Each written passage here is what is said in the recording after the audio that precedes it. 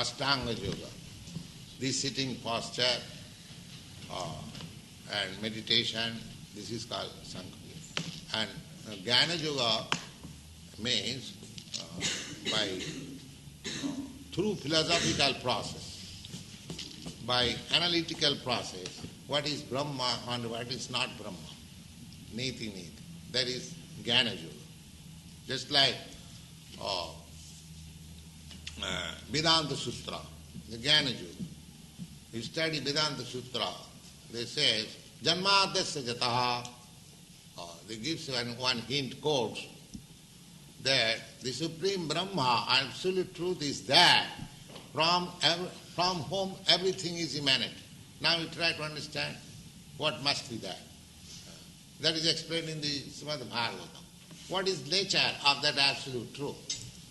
The absolute truth, in the first verse of Srimad Bhagavatam it is said, Janmadasya jata annayat itaratascha arthesu avijñā sarat.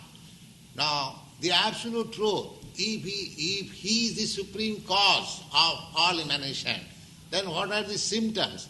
The Bhagavad said that he must be cognizant. He is not dead. He must be cognizant. And what kind of cognizance? Annayat itaratascha arthesu. Just like I am cognizant, you are also cognizant. But I do not know myself how many hairs are there in my body. I am claiming this is my head. But if I ask anybody, do you know how many hairs you have got in your body? That kind of knowledge is not knowledge. But the Supreme, Bhagavad says that he knows everything, directly and indirectly.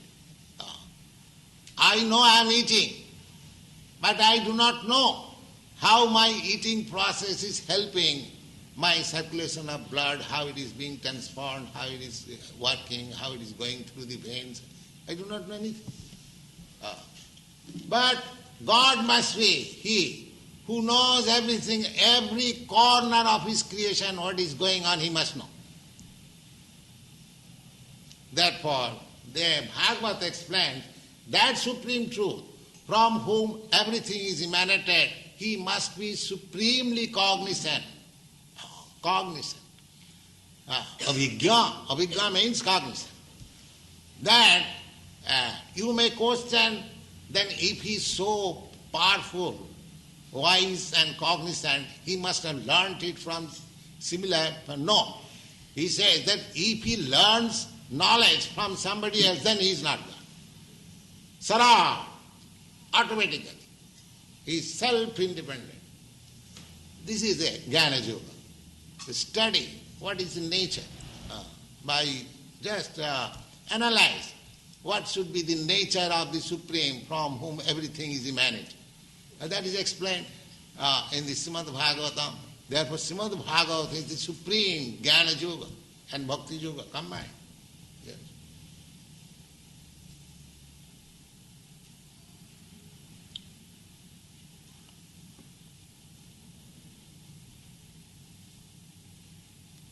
Jnana Yoga process means to search out the absolute truth or to understand the nature of the absolute truth by philosophical way.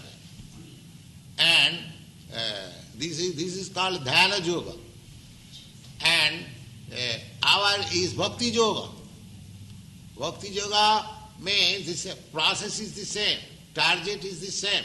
One is trying to reach the supreme ultimate goal by philosophical way. One is trying to concentrate his mind on the Supreme, and the other, the bhaktas, they are simply engaging themselves to serve the Supreme Lord, so He reveals. One process is to understand by the ascending process, and another process is the descending process. Just like in the darkness, if you try to understand what is sun, by ascending process, by flying your very powerful aeroplane or Sputnik, just go round over the sky, you cannot see. But the descending process, when the sun rises, you understand immediately. Ascending process, my endeavor, what is called inductive process. Inductive process. Just like my father says, then man is mortal. I accept it. Now if you want to study whether man is mortal, you study, you see many thousands of men, whether he is immortal or mortal. That will take so much time. But if you take the knowledge from the superior authority that man is mortal, your knowledge is complete. So, athapite deva padambujadaya prasada leshanugrhito evai janati tattam bhagavan mahimna nachanna ekopi chirang vichinna. Therefore it is said, my dear Lord, a person who has received a little favor from you, he can understand you very quickly. And others who are trying to understand you by the ascending process, they may go on speculating for millions of years, they will never understand. They will never understand. They will come to the point of frustration and confusion. Oh, God is zero, that's all. Finish.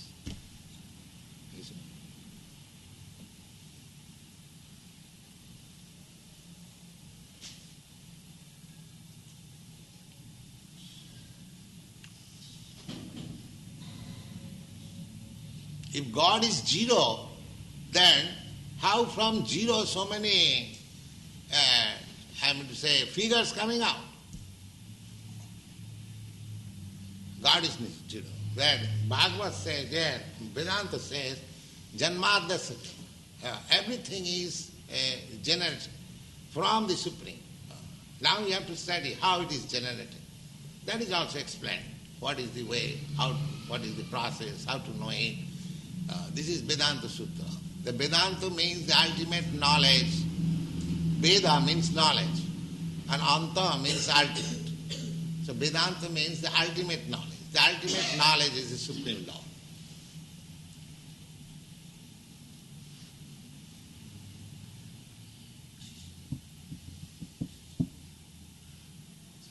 Yes?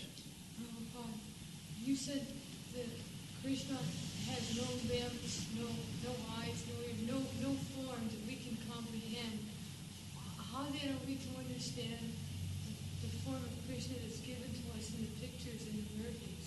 Yes, that I have explained. That you have to simply serve him, then he will reveal. You cannot understand Krishna by your ascending process. You have to serve Krishna and Krishna will reveal to you. That is stated in the Bhagavad Gita, I will find in the 10th chapter. Tesam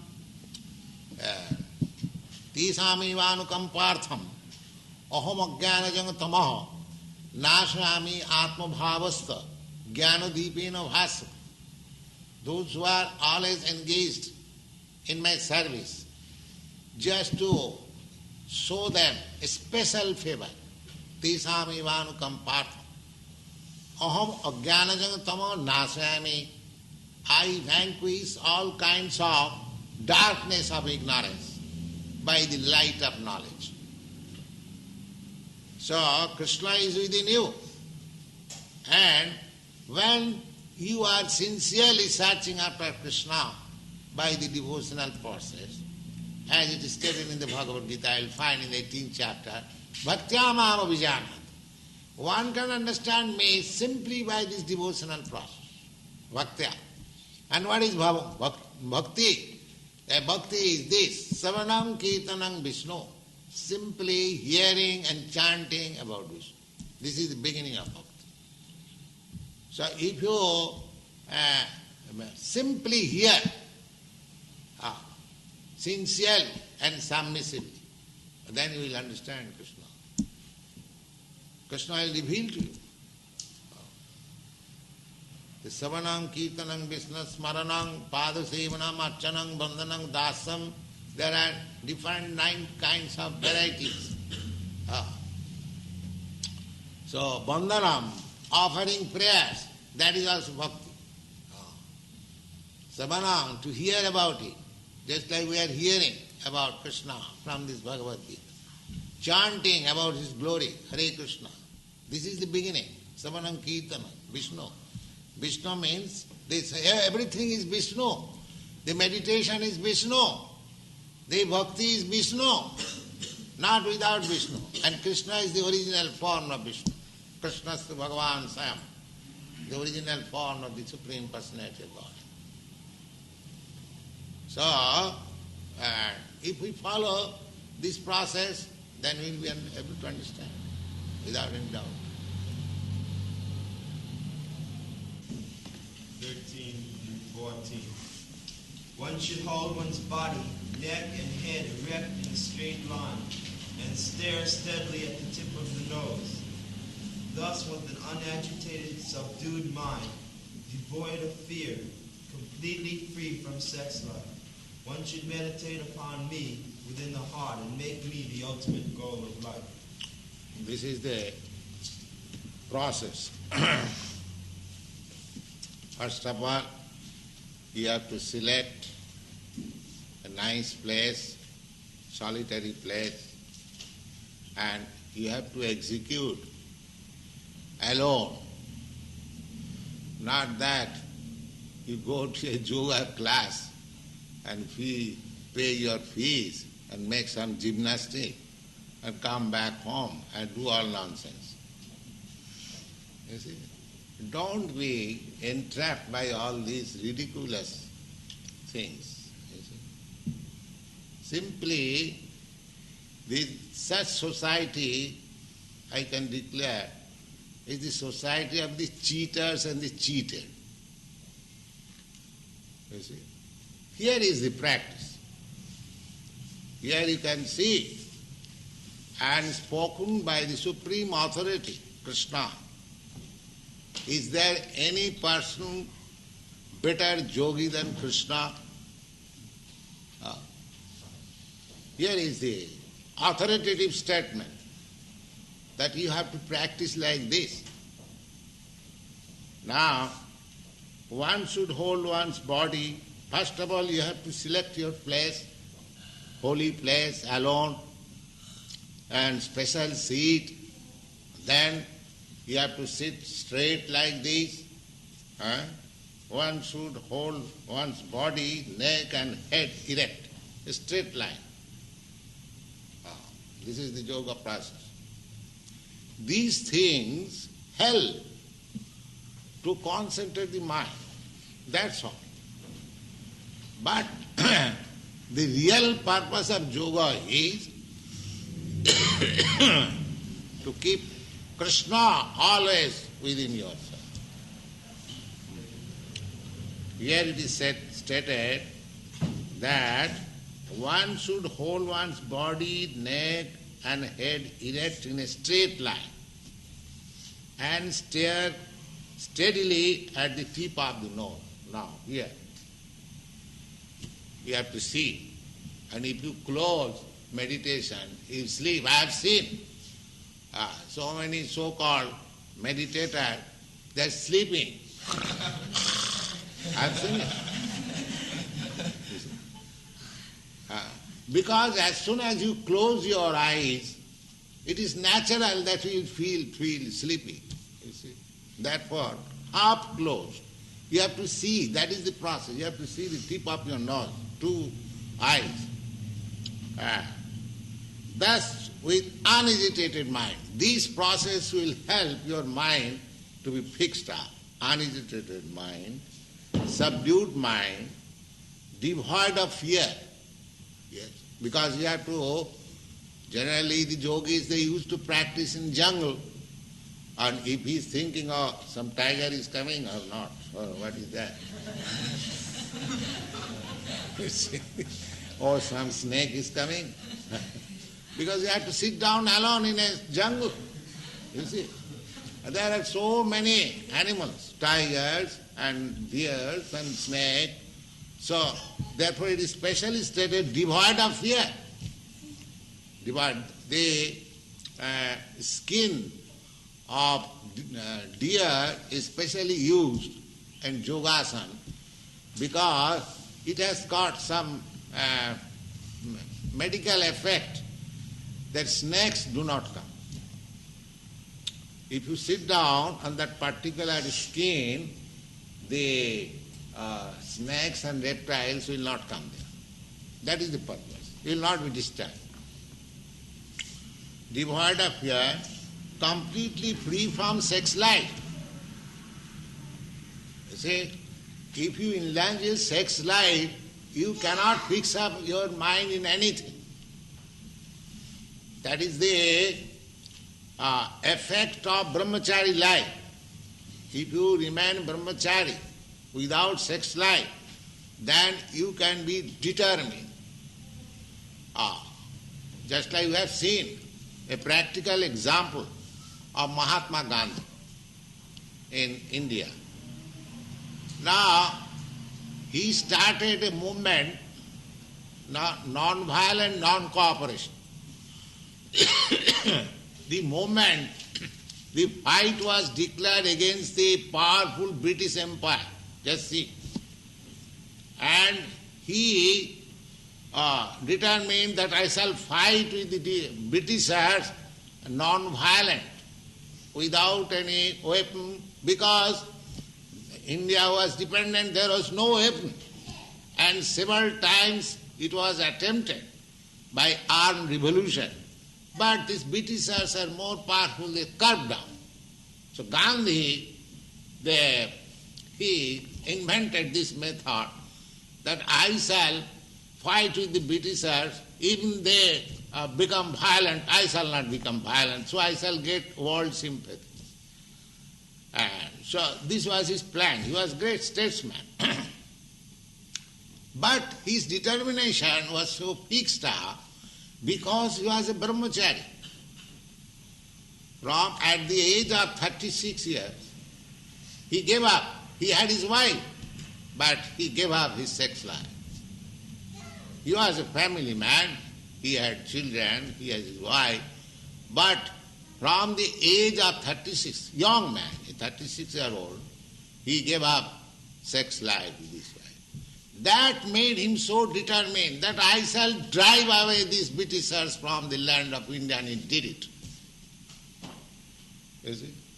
And he actually did it. So, controlling the sex life, to refrain from sex life is so powerful. Even if you don't do anything, if you simply restrain your sex life, you become a very powerful man. People do not know the secret. So anything you do, if you want to do it with determination, you have to stop sex life. That is the secret. So any process, take Vedic process. Either you take yoga process or bhakti process or jnana process, in no process sex indulgence is allowed. No. Sex indulgence is only allowed family life just to beget very nice children. That's all. Sex life is not for sense enjoyment.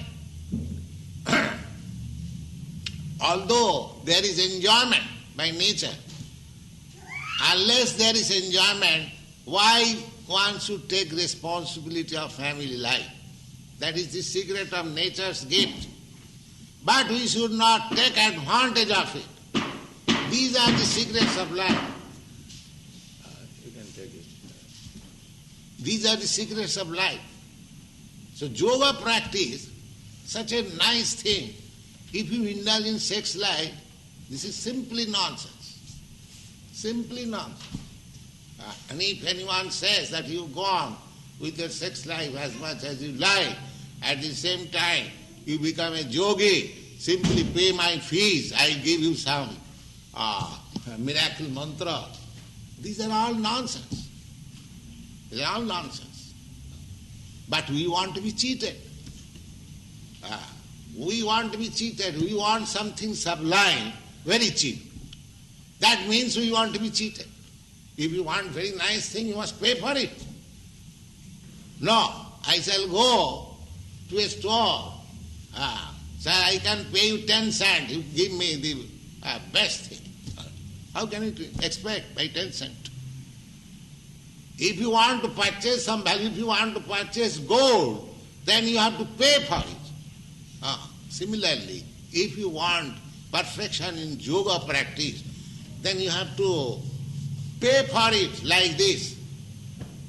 Don't make it childish affair. That is the instruction of Bhagavad Gita. If you make it childish affair, then you will be cheated. And so many cheaters are ready to cheat you and take your money and go out. That's all. Here is the statement, authoritative statement. Free from sex life. One should meditate upon me. And ultimately, where is the meditation? Not in void. Just on Vishnu, this Vishnu form. That is Sankhya Yoga. This Sankhya Yoga was first practiced by Kapila Dev. He is an incarnation of God, Krishna. So this is the secret of yoga, that these, process of sitting and seeing the tip of your nose and sitting straight, all these means will help you to concentrate your mind on the Vishnu form or Krishna. One should meditate upon me. This meditation means meditation on Krishna. So here in this Krishna consciousness movement, it is directly, simply on Krishna. There is nothing. Therefore, nobody is better meditator than these boys. They are simply concentrating on Krishna. Their whole business is Krishna. They are working in the garden, digging the earth. There will be nice rose we shall offer to Krishna. Meditation. Practical meditation. I shall grow rose and it will be offered to Krishna. Even in the digging there is meditation. You see, they are preparing nice food stuff. It will be eaten by Krishna. So in cooking there is meditation. You see, and what to speak of chanting and dancing. So they are meditating 24 hours in Krishna. Perfect yoga. Let anyone come and challenge. These boys are perfect yoga. We are teaching perfect yoga system, not whimsically on the authority of Bhagavad Gita. We have not manufactured anything by concoction. But here is the state. You see? Simply to concentrate your mind on Krishna or Vishnu. And their activities have been so molded that they cannot think of Krishna, cannot think but Krishna, Krishna, Krishna. So they have to meditate.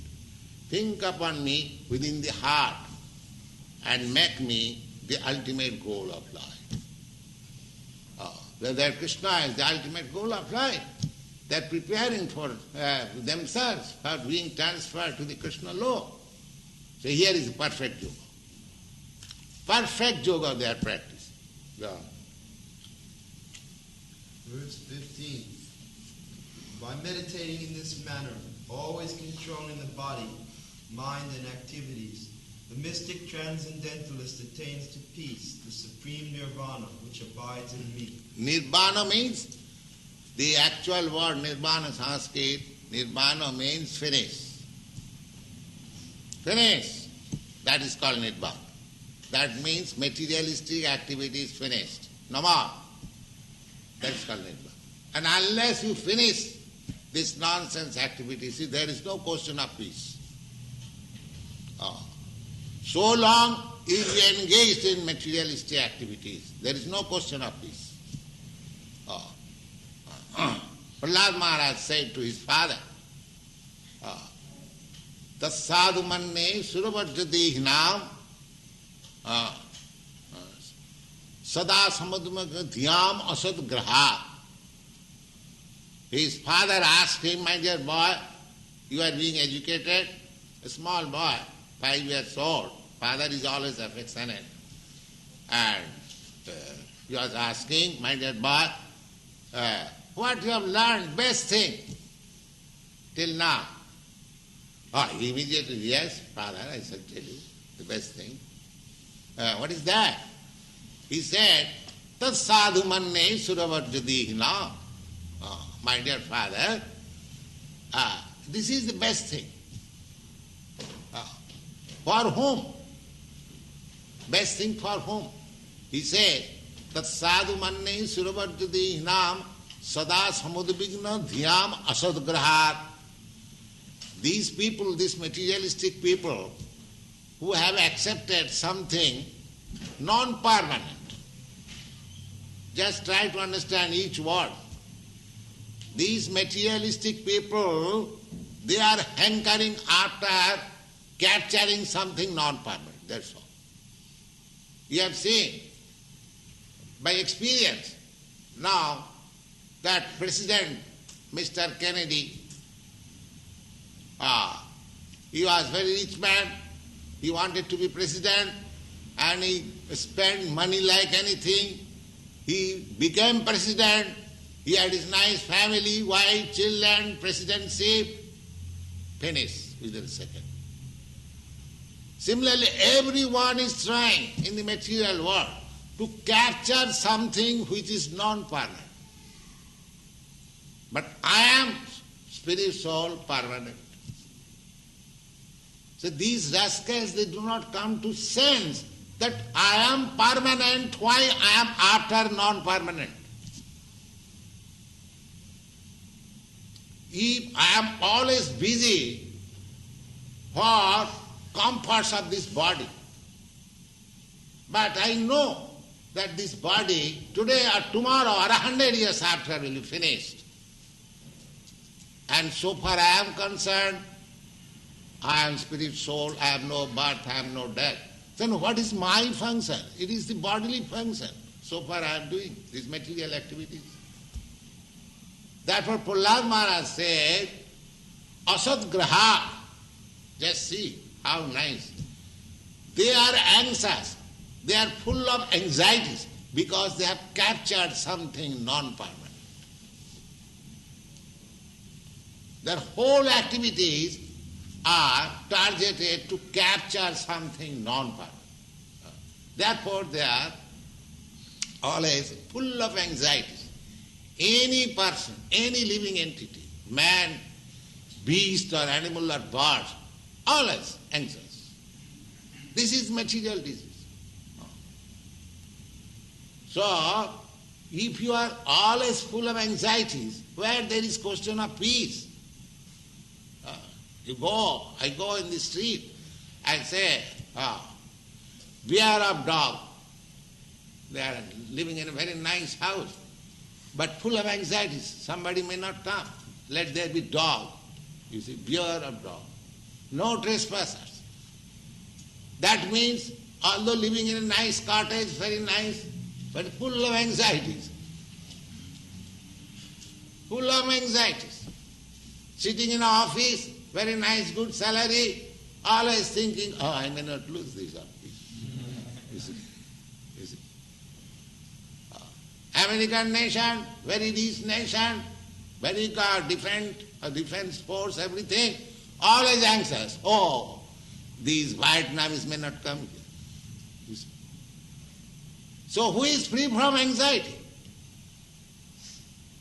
Therefore, the conclusion is, if you want peace without anxieties, then you have to come to the Krishna consciousness. There is no other alternative. It is practical. Just try to understand. Therefore here it is said, by meditating in this manner, by meditating upon me, Krishna, always controlling the body. The first control is tongue. And the next control is the genital. Then you control everything. You give your tongue engagement for chanting and eating Krishna Prasad. It is control. Finished. And as soon as your tongue is controlled, immediately your stomach is controlled, immediately next your genital is controlled. Simple thing. Controlling the body. Mind. Mind being fixed up, Krishna, no other engagement. Control. Activities, always doing Krishna's work. Gardening, typing, cooking, working, everything for Krishna. Activities. The mystic transcendentalists, then immediately they become mystic transcendentally, attains to peace, the supreme nirvana which abides in me. It is only in Krishna. You cannot find out peace outside Krishna activities, outside Krishna consciousness. That is not possible. Go on. Purport. The ultimate goal in practicing yoga is now clearly explained. Now, clearly explained. What is the purpose of yoga? They are very much proud of becoming yogi and attending yoga society and this and that, meditation. But here is the yoga practice. Clearly explained. Yoga practice is not meant for attaining any kind of material facility. It is to enable the cessation of all material existence. So long you will require some material facilities. You will get material facilities, but that is not solution of the problems of your life. Material facilities, I think, you American boys and girls, you have got material facilities better than any other nation, at least better than India. That I can say by my experience. And I have traveled so many countries, in Japan also I have seen, but still you are better position. But do you think you have attained peace? Can any one of you say, yes, I am completely in peace? Then why the youngsters are so much frustrated and confused? So long we shall utilize this yoga practice, that for some material facilities, there is no question of peace. Yoga practice should be performed to understand Krishna, that's all. Or to make your lost relationship with Krishna re-established. That is yoga practice. Go on. One who seeks an improvement in health or aspires after material... Generally this yoga practice goes on in the name of improving health. Somebody goes to reduce fat. You see? Reduce fat because you are richness and you eat more and become fatty. And then again pay yoga practice fees and reduce your fat. That is going on. I have seen some advertisement the other day. Reduce your... why you increase your fat? The nonsense they will not understand. If I have to reduce it, why I increase it? Why not be satisfied with simple food stuff? If you eat grains and vegetables and light food stuff, you'll never get fat. You see? You'll never get fat. Reduce eating as much as possible. Don't eat at night. Practice yoga like this. If you become voracious eater, there are two kinds of diseases. The voracious eaters, they are attacked with diabetes, and those who cannot eat sufficiently, they are tuberculosis. So you cannot eat more or you cannot eat less. You just eat what you require. If you eat more, then you must be diseased. And if you eat less, you must be diseased. That will be explained. Yuktahara viharascha yoga bhavati siddhita. You are not to starve, but don't eat more. Our program, Krishna Prasadam, is that you eat Krishna Prasadam. Eating is required. You have to keep your body fit for any practice. So eating is required. But don't eat more. eat, don't eat less also. You don't say that you eat less. If you can eat 10 pounds, eat. But if you cannot eat 10 pounds out of avarice, out of this greediness, if you eat 10 pounds, then you will suffer. You see? So, here is the, what is that? No material facility. Gone. The Bhagavad cessation of material existence does not mean entering into an existence of void, which is only a myth. Yeah. So, cessation of material existence does not mean void. Because I am not void. I am spirit soul. If I was void, how my development of this body has taken place? I am not void. I am the seed. Just like you sow a seed on the ground, it grows into large tree or plant. Similarly, the seed is given by the father in the womb of the mother, and it grows like a tree. And this body is there. Where is voidness? Ahanga bija pita.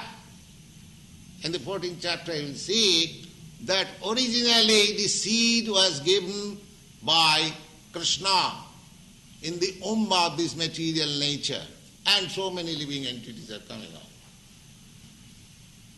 You cannot argue against it, because actually the generation is the same process as in our practical life. You see, the father gives the seed in the womb of the mother, and the mother nourishes the child to grow boy. So there is no question of void. If the seed would have been void, how this nice body has developed? So Nirvana means not to accept any more material body. Don't try to make it void. That is another nonsense. Void, you are not void. Void means to make void this material body. This full of miserable conditional body. Just try to grow your spiritual body. That is possible.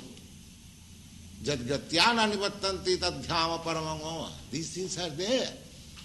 So, we have to become very intelligent to understand what is the problem of life, how should we use this valuable human form of life.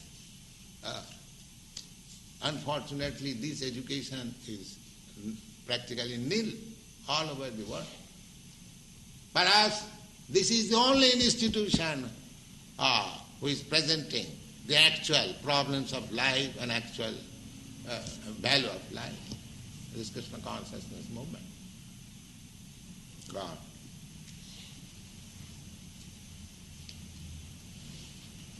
There is no void anywhere within the creation of the Lord.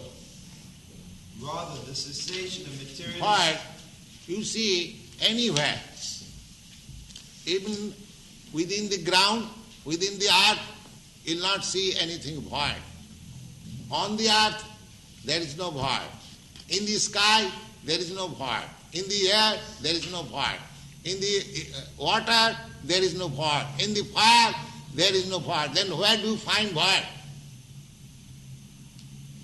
Where do you find void? This void philosophy is another an illusion. There cannot be any void. God.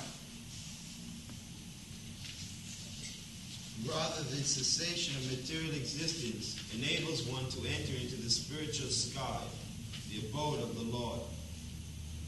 The abode of the Lord is also clearly described in the Bhagavad Gita as that place where there is no need of sun or moon, nor of electricity. Now, you'll find in the Bhagavad Gita, we have already, I think in the second chapter there is, anyway, that it is said that na tatra bhashate surja na sasanka na pavaka jadgatyana nivattanti tadhyama paramam mama. Now Krishna described my abode, how it is. Now, that in that sky where my abode is there, there is no necessity of sunlight, there is no necessity of moonlight, there is no necessity of electricity. Now you cannot find such abode within this universe. You travel with your Sputnik or any machine, you find out some place where there is no sunlight, there is no moonlight. The sunlight is so extensive all over the universe, there is sunlight. Where will you find that place?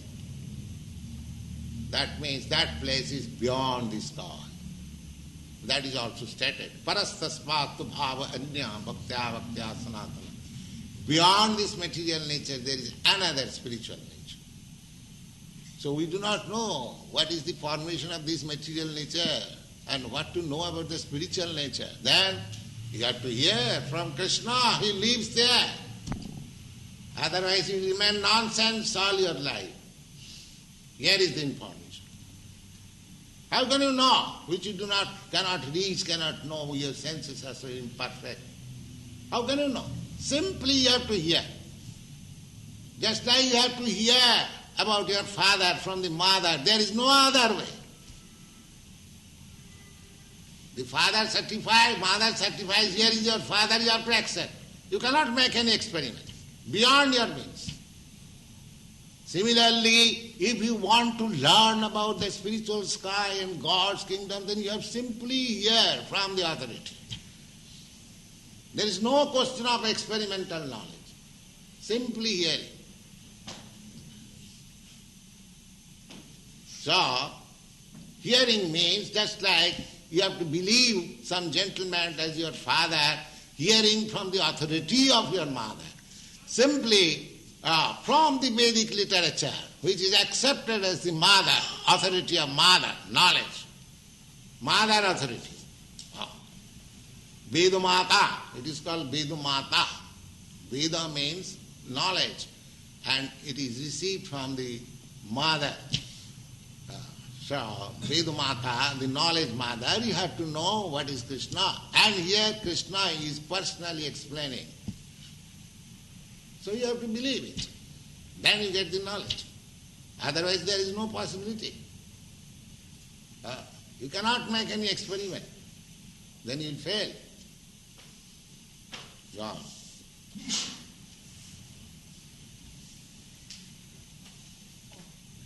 All the planets in the spiritual kingdom are self-illuminated like the sun in the material sky. Because here, this planet, this earthly planet, is not illuminating. Therefore you require the illumination by the sun, by electricity, by moon. But there the planet, Krishna is self-effulgent. His planet is also self. One example is this sun. Sun is the self-illuminating planet. If in the material world there is possibility of this illuminating planet, what to speak of the spiritual world? All the planets they are illuminating. Self-illuminated. Just like jewel. Jewel, a diamond, a piece of diamond, you put it in the darkness, it is self-illuminated. There is no question of illumination to show here is the diamond. It is self-illuminated. Even in this material world you find. So, that planet, Krishna planet, Goloka Vrindavan, that is self-illuminated. We are given that picture in our Srimad Bhagavatam. Self-effulgent. There are many millions of planets in that spiritual sky. Wow.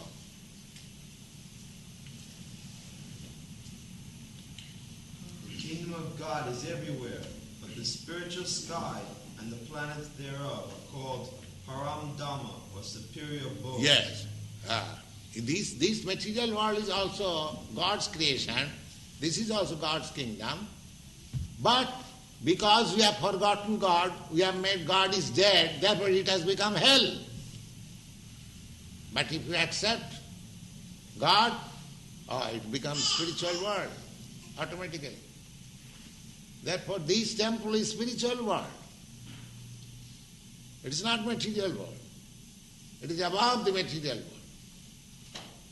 world. God. A consummate yogi who is perfect in understanding Lord Krishna, as is clearly stated herein by the Lord himself, can attain real peace and can ultimately reach his supreme abode, the Krishna Loka known as Goloka Vrindavan. In the Brahma Samhita it is clearly stated that the Lord, although he resides always in his abode called Goloka, is the all-pervading Brahman and the localized Paramatma as well. Yes. If you think that if Krishna is in his abode, Goloka Vrindavan, then how you think that in your temple there is Krishna? No. In the Brahma Samhita says, therefore we require to hear from the authorized mother. The Brahma Samhita says, Goloka eva nivasati akhilatma bhuto. Although he is living in his abode, Goloka Vrindavan, he is everywhere.